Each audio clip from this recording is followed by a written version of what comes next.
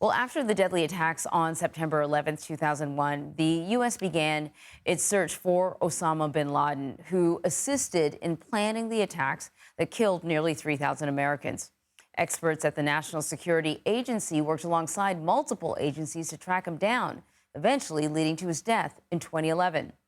In the first episode of the agency's new podcast, the No Such podcast, we learn how some of the nation's best and brightest used foreign signals intelligence to help find and eliminate the terrorist leader.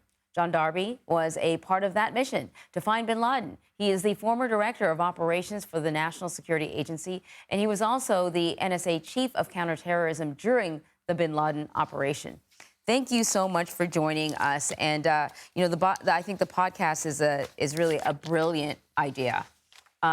It begins with details of how the NSA helped find bin Laden through something called Foreign Signals Intelligence, or SIGINT. SIGINT. I don't know if I said it properly.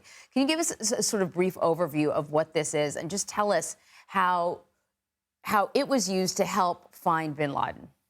Okay, so SIGINT breaks out to signals intelligence, meaning intelligence derived from signals. So, and by signal, think about it, it's foreign electronic communications. Think emails, phones, radars, missiles, and the like.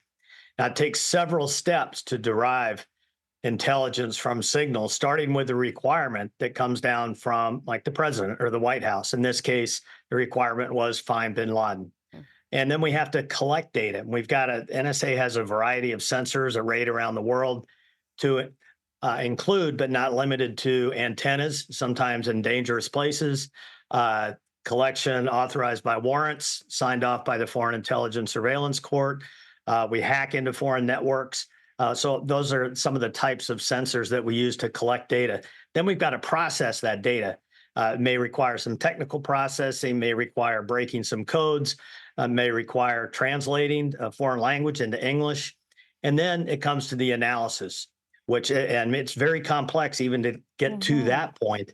But the analytic process is complex as well. The analogy I like to use is it's like putting together a jigsaw puzzle that's different from any jigsaw puzzle that most of us are familiar with.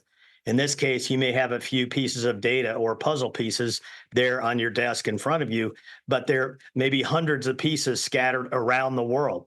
And you've got to find as many of those pieces as you can and put them together to answer the requirement, whereas bin Laden, and there's no box top to tell you how the pieces fit together. And then not only that, then you've got to share that information with somebody that can act on it, because intelligence it's got to feed some kind of action. And I'm going to throw like another factor in, because it's also like that box, that jigsaw puzzle box has pieces from other puzzles thrown in there as well. And you have to decide, there must be an awful lot of noise when you're taking in all of this data. And if I sort of recall, too, one of the things that emerged in the fallout of this whole thing was that, U.S. intelligence in the Middle East had kind of been slacking for a while. So there was also kind of a bit of a catch-up that had to be done. Where do you even start then? Because when you're trying to find someone like bin Laden?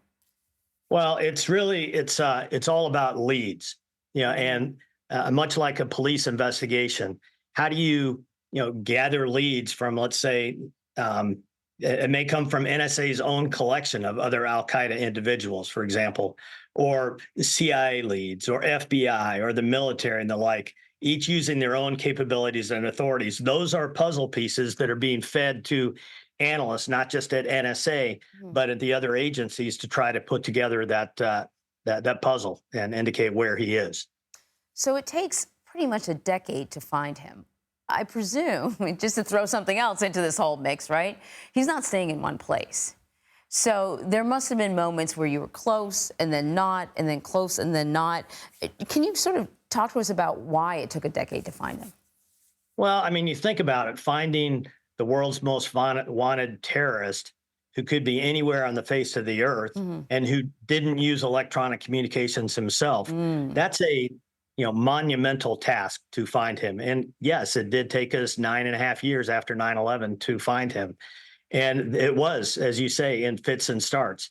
Sometimes a lead would, and as you said, lots of these puzzle pieces didn't really fit, but we had to investigate a lot of those leads, which, as we say, were rabbit holes. You ran down and there was nothing there. And you just needed to, persevere and keep at it. And the mindset for the folks that were really working this was, we will find him. If he is alive, we will find him, despite a lot of naysayers saying, he's dead or you'll never find him. Don't bother. Yeah. What did it feel like during the raid and the moment Osama bin Laden was located and killed? Well, I tell you, it was, a variety of, I tell a lot of stories about that day of the raid, everything from, the nervousness as I'm walking into work that day, thinking I'm pretty sure he's there, but there's a little bit of doubt, to the surreal feeling that you're witnessing history when you hear Admiral McCraven announce to those that were following the raid that we got him. And then even afterwards, when I came home, after about 36 hours at work, when I walked into to my house, my wife had kind of put together two and two. She knew I worked in counterterrorism. She'd seen the president's statement. She kind of figured I was connected somehow. So I walked in. She goes, "Well, you clearly had something to do with this. Do you want a steak dinner?" And I said, "I just want a pizza." And I sat down, frankly, and I cried my eyes out, and really just thinking about the 3,000 people that lost their lives on 9/11, all the sacrifice that people put in Afghanistan and elsewhere around the world for nearly 10 years to bring this terrorist to justice. And I was so proud of the team across the entire intelligence community, military, that pulled together. It truly was a team effort, across multiple agencies to bring this man to justice. Well, what you're reminding me of is that the NSA is filled with people who have it's not just work, it's part of their heart and soul that they pour into this. If you want to know more about what the NSA does, check out the No Such podcast. It's great. They talk about all kinds of different topics. Jon Darby, thank you very much. Thank you.